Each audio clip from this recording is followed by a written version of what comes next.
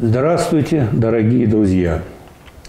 Сегодня мы поговорим с вами о нашем великом владыке чреве, как называет вот это наши пищевые пристрастия один великий святой человек Иоанн Лествичник, и который совершенно правильно говорил, это один из таких великих учителей христианских, с ним бессильны, мы почти бессильны с ним бороться.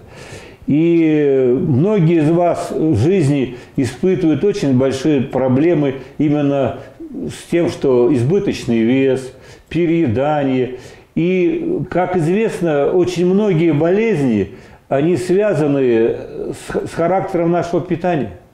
Есть болезни, которые напрямую связаны, скажем, с определенными продуктами. Ну, допустим, есть очень часто достаточно распространенная болезнь подагра.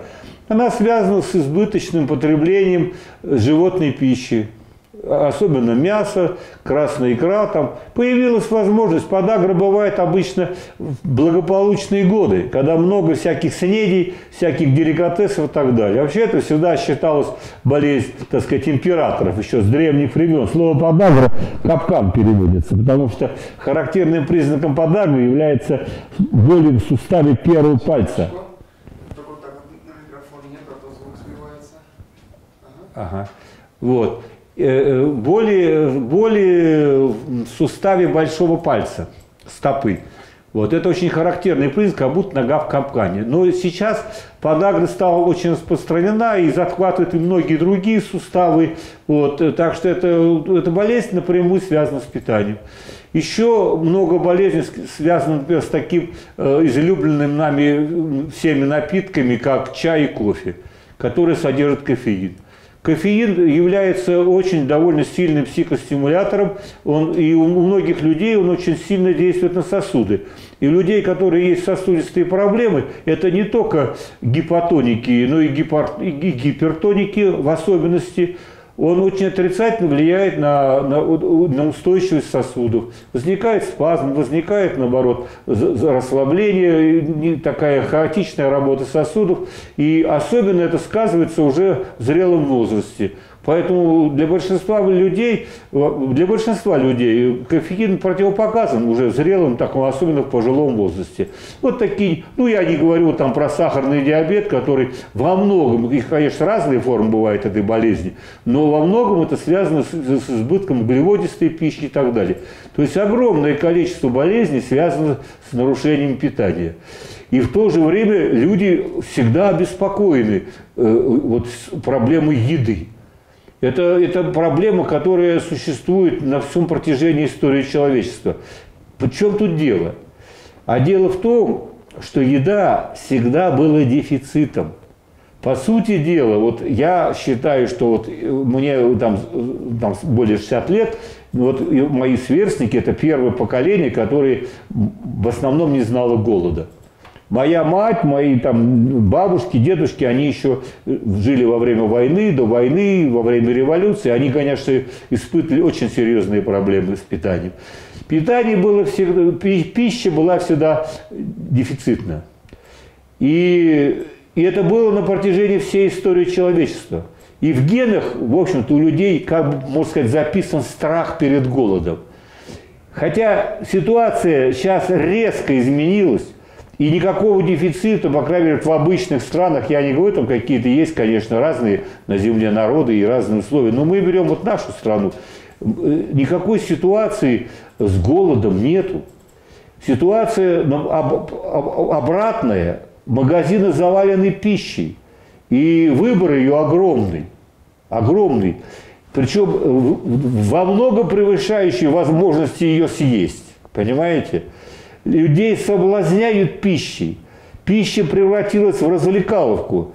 Вот если я помню, раньше моя бабушка рассказывала, что они чай пили с сахаром не только в прикуску. Ну, знаете, там были такие сахар в виде головок продавался, таких сахарные головы, их там щипчиками щипали, и вот там кусочками и пили чай в прикуску. То даже было время, что и в приглядку. Потому что было настолько дефицитно, что не хватало даже для того, чтобы... Да и сам чай-то, господи, мы помним, что индийский чай, еще я помню, вот во время моей молодости, там, это был дефицит, достать надо было там с 3 слонами, это был такой, считался дефицитный чай, понимаете?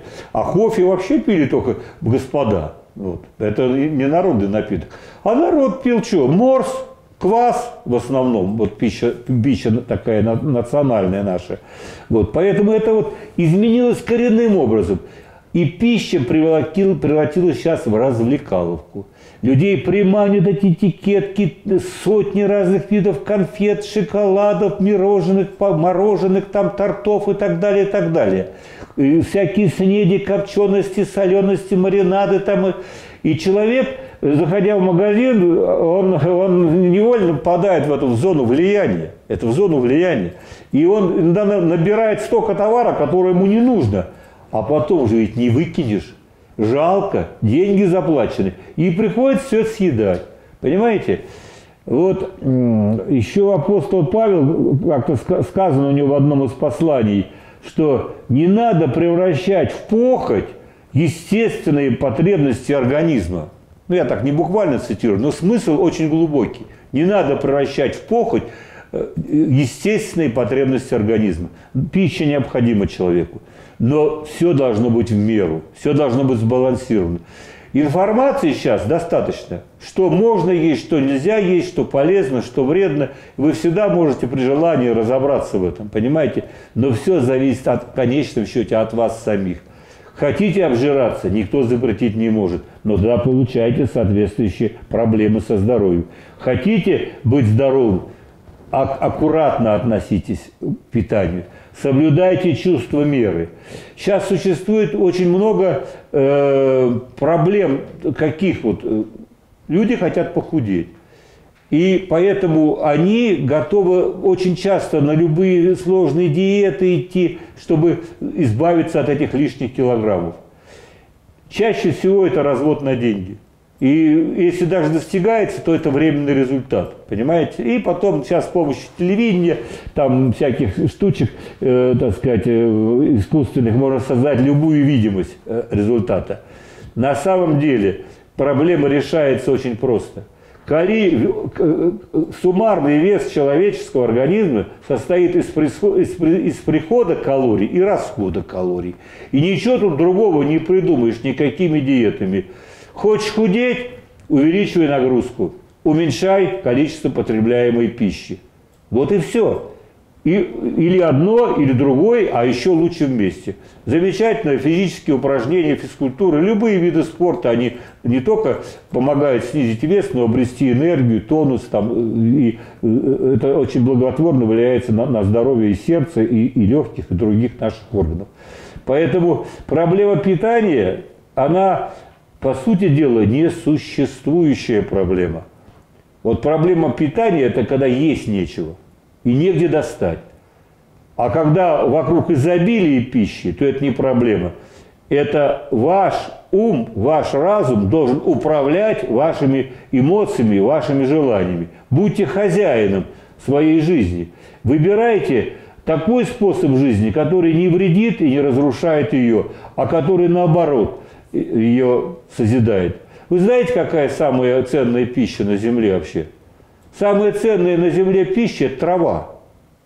Понимаете, мы с вами происходим, у нас как бы двойное происхождение. Мы частично как бы травоядные, частично хищники по природе. Но мы в гораздо большей степени травоядные, чем хищники. Это наука установила. И поэтому трава – основа нашего питания. И все витамины, они содержатся вот в зеленых растениях. Вот то, что у нас растет на грядках, укроп, петрушка, зеленый лук, чеснок. Вот это, и сейчас очень много других еще трав выращивается, там руккола, там разные и так далее. Замечательные травы, вот это самое ценное в питании. Ешьте в меру полноценную здоровую пищу. И я уверен, Это поможет вам избавиться от многих болезней, а многие просто не возникнут. Всего вам доброго. С Богом!